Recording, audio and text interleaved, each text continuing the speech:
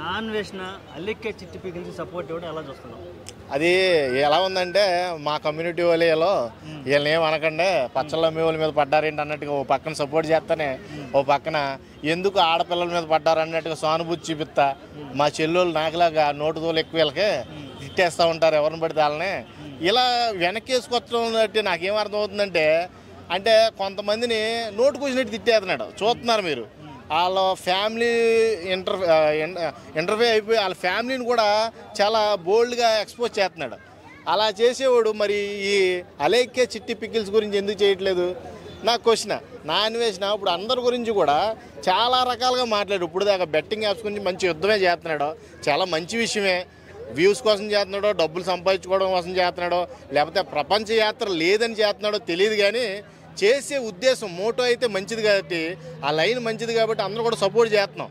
ఇప్పుడు ఆ బెట్టింగ్ల వల్ల చాలామంది మధ్యతరగతి కుటుంబాలు రోడ్లు పాలైపోతున్నాయి, వాళ్ళ వల్ల చాలా జీవితాలు అస్తవ్యస్తం అవుతున్నాయని మనం కూడా సపోర్ట్ చేస్తుంటే ఈ బలుపునల్ల ఫ్యామిలీల మీద కూడా తీసుకెళ్తున్నాడు. అర్థమైందా? ఇప్పుడు ఇమ్రాన్ గారు వాళ్ళ ఫ్యామిలీని ఎంత దారుణంగా తిట్టాడంటే, నువ్వు ఎవరి కోసం మాట్లాడుతున్నావు? ఇమ్రాన్ బెట్టింగ్స్ వల్ల కోట్లు సంపాదించాడు, ఓకే ఐ యాక్సెప్టెడ్. ఇమ్రాన్ గురించే మాట్లాడు. వాళ్ళ అమ్మగారు ఏం చేశారు, వాళ్ళ ఫ్యామిలీ ఏం చేసింది, అది ఎంత దారుణం. ఏదో చదువుకోండిరా మీరు, చదువుకుంటే నాకులాగా ఆటలాడొచ్చు అండి. ఈ ఆటలే ఆడతాడే వీడు, నాకు అర్థం కాదు. ఇది తప్పు ఆటలు కదా. నువ్వు ఆటలు ఆడొచ్చు, తప్పు లేదు, కానీ అందరి మీద ఆటలాడతానంటే కుదరదు కదా. ఈ ముగ్గురు అమ్మాయిలో చిన్న అమ్మాయి తోటి కొంచెం ట్రాక్ ఉంది, అదే అయ్యి ఉండొచ్చు వస్తుంది. అంటే అలేఖ్య చిట్టి పికిల్స్ లో ఒక క్యాండిడేటా, అదే ఒక పర్సనా వాళ్ళ అమ్మ? ఓకే, నాకు తెలిసి అలేఖ్య చిట్టి పికిల్స్ తెలిసిన కానించి జనాలకు ఒకటే తెలిసింది ఏంటంటే, ఆ సెర్చింగ్లో వచ్చింది విషయం, తెలిసిన విషయం ఏంటంటే ఎక్స్పోజ్డ్ వీడియోలు చేస్తారని వాళ్ళు. అంటే జనాల్ని అట్రాక్ట్ చేయడానికి, బిజినెస్ని ఎస్టాబ్లిష్ చేయడానికి. అంటే ఇంపోర్ట్స్ అండ్ ఎక్స్పోర్ట్స్ బిజినెస్ పెట్టాలంటే ఒక మోటో కావాలి, ఒక కొంతమంది అట్రాక్టివ్ గోల్స్ కావాలి. అలా అట్రాక్ట్ చేసి వీళ్ళందరినీ కూడా బుట్టలో వేసుకున్నారు. తర్వాత కస్టమర్తో బిహేవ్ చేసే విధానం వీళ్ళకి తెలియదు. నిజంగా అక్కడ ఇంత ఎక్స్పెన్సివ్ కాస్ట్ ఎందుకు, 1 కిలో పచ్చడికి ఇంత రేట్ ఎందుకు అని అడిగినందుకు అక్కడ ఎలా తిట్టారంటే, నిజంగా వాళ్ళు పచ్చళ్ళ వ్యాపారం చేస్తున్నారా, పత్తి వ్యాపారం చేస్తున్నారా నాకు అర్థం కాల. ఆ కాసేపు నిజంగా ఆ టైప్లో బూతులు అయితే ఎలివేట్ అయినాయి అక్కడ. కాబట్టి నేను చెప్పేది ఏంటంటే, నా అన్వేషణ గారు సపోర్ట్ ఉందమ్మా మీ ముగ్గురు అక్క చెల్లెలకి. ఖచ్చితంగా నా అన్వేషణ గారు సపోర్ట్ చేస్తున్నాడు. బెట్టింగ్ ఏమో నా అన్వేషణ పచ్చడి పికిల్స్లో వన్ ఆఫ్ ద పార్ట్నర్ అవుతాడేమో నాకు తెలిసి. ఇప్పుడు మళ్ళీ కూడా చాలామంది అంటున్నారు ఆడపిల్లలు కదా ఏమన్నా చేసుకుంటారో అంటే, మాకు తెలీదా? వాళ్ళు మాట్లాడే మాటలను బట్టి చూస్తుంటే మీరు ఏమన్నా చేసుకుంటారనిపిస్తుంది వాళ్ళని. వాళ్ళే ఇంకొక నలుగురు ముంచేసేలాగా ఉన్నారు, అవునా కదా? ఒక మగాడు చేస్తుంటే నాన్ వేసిన ఎట్లా మాట్లాడే ఉండేవాడు, బూతులు అమ్మనా బూతులు తిట్టేవాడు.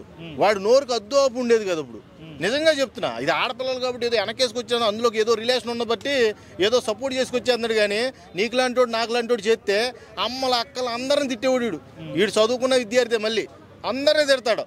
ఇప్పుడు తప్పుని తప్పులాగా దాన్ని ఎలివేట్ చేసి చూపించడంలో తప్పు లేదు, జనాలు కూడా తెలుసుకుంటారు. బెట్టింగ్ యాప్స్ అనేది తప్పు. ఆ తప్పుని నువ్వు ఏలెత్తి చూపించినా ఎవడో ఏమనలేదు. పెద్ద పెద్ద వ్యక్తులు నీకు సపోర్ట్ చేశారంటే దానికి కారణం ఏంటి? నువ్వు పోరాడే యుద్ధం న్యాయబద్ధమైన యుద్ధం రా బాబు, దానికి మేము సపోర్ట్ ఉన్నాము, నువ్వు కానీ అన్నామని నీ ఇష్టం వచ్చినట్టు. ఎవరు నా ఏమన్నాడంటే, బెట్టింగ్ యాప్స్ ప్రమోషన్ కాదులే, చెప్తా అది చూసా నేను. లేదు, బెట్టింగ్ యాప్ చేయడం తప్పేం కాదు, చేసుకోండి, ప్రాబ్లమే ఉండదు. దాని గురించి నేను చాలా తర్వాత చెప్తాను, నాకు గుద్దం మండిపోతుంది అన్నాడు. ఒక చిన్న బిట్టు చూశాను నేను. అంటే అప్పట్లో సపోర్ట్ చేశాడు, ఏంటంటే బెట్టింగ్ యాప్స్లోకి వెళ్ళడానికే చూశాడు. మొత్తం మీద ఇతనికి ఎక్కువ ప్రమోషన్స్ రాకో, వ్యూవర్షిప్ లేకో, ఈ ప్రమోషన్స్ రాక ఆ ట్రాక్ నుంచి తప్పుకున్నాడు అంతే.